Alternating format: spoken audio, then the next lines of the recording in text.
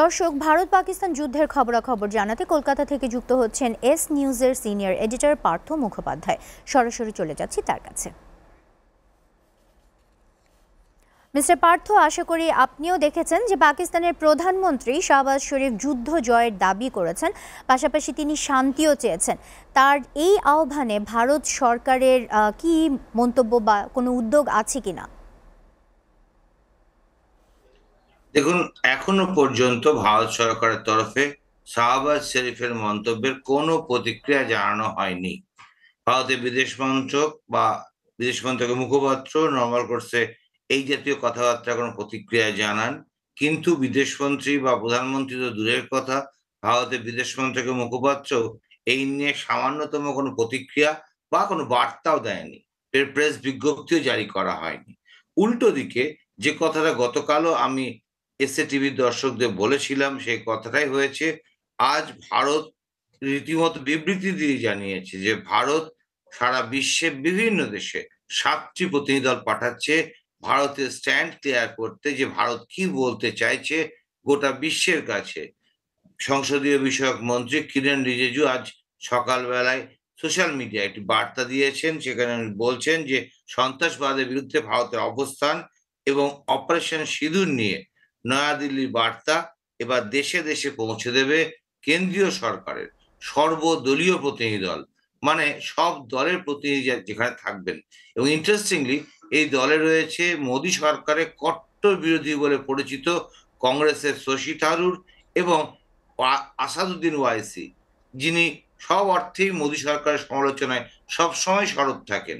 এছাড়াও রয়েছেন অন্যান্য দলে, যার মধ্যে দক্ষিণের থেকে শুরু করে আরো আঞ্চলিক দলগুলোর নেতারা বলছেন যে এরা অপারেশন সিঁদুরের প্রেক্ষিতে সন্ত্রাসবাদের বিরুদ্ধে ভারতের লাগাতার লড়াই নিয়ে এই চলতি মাসেই রাষ্ট্রপুঞ্জের নিরাপত্তা পরিষদের সদস্য দেশগুলোতেও সফর করবেন, এবং যেখানে বলা হবে ভারত কোনো অবস্থাতেই সন্ত্রাসবাদকে সহ্য করবে না, এবং এ বিষয়ে ভারতের নীতি যে জিরো টলারেন্স, সেটাই তারা গিয়ে বুঝিয়ে বলবেন। এর মধ্যে দুটো ছোট খবরও আছে। সেটা হচ্ছে, আজকে যেটা বলা হচ্ছে চন্দ্রভাগা নদীর ওপর একটা খাল সম্প্রসারণের পরিকল্পনা করছে ভারত সরকার।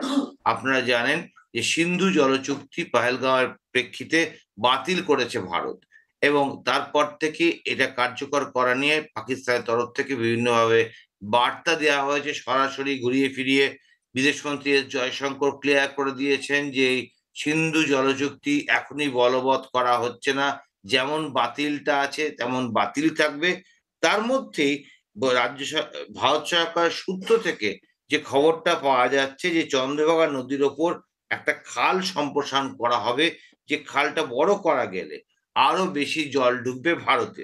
অর্থাৎ সিন্ধু জলবন্দর চুক্তি অনুযায়ী সিন্ধু নদীর এই পশ্চিমমুখী উপনদীটার জল পাকিস্তান ব্যবহার করে। এখন পহেলগাঁও জঙ্গি হামলার পর চুক্তি স্থগিত। তারপরে যদি চন্দ্রভাগার এই খালটা সম্প্রসারণ করা হয়, তাহলে রণবীর এই খালটার নাম যাকে বলা হচ্ছে সম্প্রসারণ করা হবে, তাহলে চন্দ্রভাগা নদীর জল খুব বেশি ভারত ব্যবহার করতে পারে না। তাহলে যে সামান্য জল আসতো সেচে কাজে লাগতো, তা আরো বেশি করে লাগবে, এবং বলা হচ্ছে এতটাই বেশি আসবে যে তাতে রীতিমতো বিদ্যুৎ উৎপাদন করা যাবে। ফলে সব মিলিয়ে সিন্ধু জল চুক্তির পর ভারত জল নিয়ে আরেকটা গুরুত্বপূর্ণ সিদ্ধান্ত নিতে যাচ্ছে বলে এখনো পর্যন্ত খবর। আর জি। বিকাল দিকে একটা খবর হয়েছে, যে খবরটা খুবই ইন্টারেস্টিং বটে।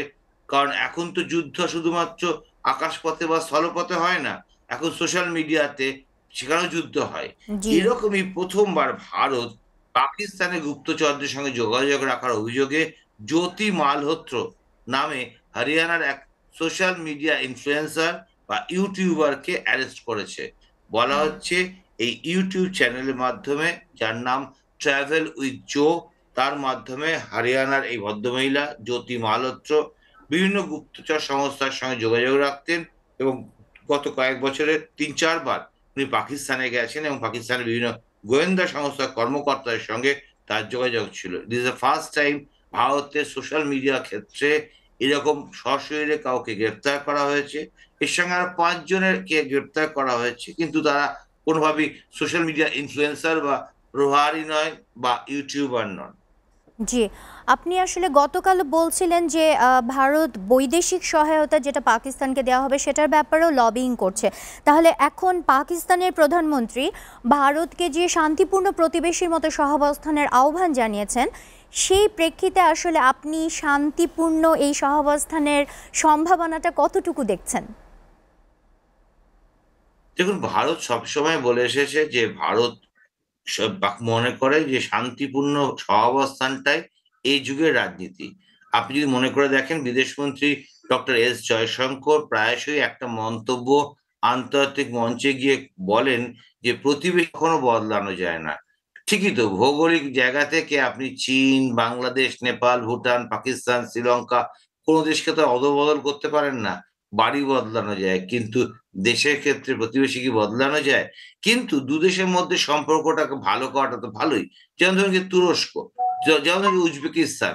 আর একটা সময় ছিল যখন ভারতবর্ষের বেশ কিছু ছবির শুটিং হচ্ছিল তুরস্কতে, এবং আপনি শাহরুখ খান, সলমান খান থেকে শুরু করে বড় বড় অভিনেতাদের ছবি তুরস্ক আর উজবেকিস্তানে হচ্ছিল। এখন এমন অবস্থা হয়ে গেছে যে ভারতের তরফ থেকে সমস্ত শুটিং তুরস্কতে ক্যান্সেল করা হয়েছে, এবং তুরস্ক থেকে আসা আপেল মহারাষ্ট্রে বিক্রি হচ্ছে না, পুনেতে বিক্রি হচ্ছে না। এবং ভারত সতর্ক করছে, ভারতে বর্ডারিং এই যে সমস্ত বন্দরগুলোতে আছে, যে কোনোভাবে তৃতীয় দেশ থেকে পাকিস্তান ভারতে পণ্য পাঠাতে পারে, কারণ পাকিস্তানের পণ্যের একটা বড় বাজার রয়েছে ভারতে, তেমনি ভারত থেকে ওষুধ সহ বিভিন্ন পণ্য যায় পাকিস্তানে। ফলে সব পক্ষ নিয়ে এই যে একটা কথা বারবার বলছি আমি আপনাকে, যে শাহবাজ শরীফ যে কথাটা বিভিন্ন ফোরামে দেশের মধ্যে বলছেন, সেটা ইন্টারন্যাশনালি বা কোনো চিঠির মাধ্যমে বা কোনো তৃতীয় দেশের মাধ্যমে এখনো পর্যন্ত ভারতের কাছে প্লেস করেনি। এবং যে কথাটা বলা হচ্ছিল যে মার্কিন মধ্যস্থতায় এই যুদ্ধ বা সংঘাত থেমেছে, সেটাও ভারত স্বীকার করেনি। ভারতের বিদেশমন্ত্রী ডক্টর এস জয়শঙ্কর ক্যাটাগরিক্যালি বলে দিয়েছেন যে আমেরিকার সঙ্গে কথা হয়েছিল বাণিজ্য নিয়ে, এই যুদ্ধ সংঘাত নিয়ে কোনো কথা হয়নি। এবং দেখুন, অদ্ভুতভাবে হোয়াইট হাউস থেকে প্রায় প্রতিদিন বিবৃতি দেওয়া হয়, কিন্তু জয়শঙ্করের বিবৃতির কোনো প্রতিবাদ করা হয়নি, বা জয়শঙ্কর ভুল বলছেন এটাও বলা হয়নি।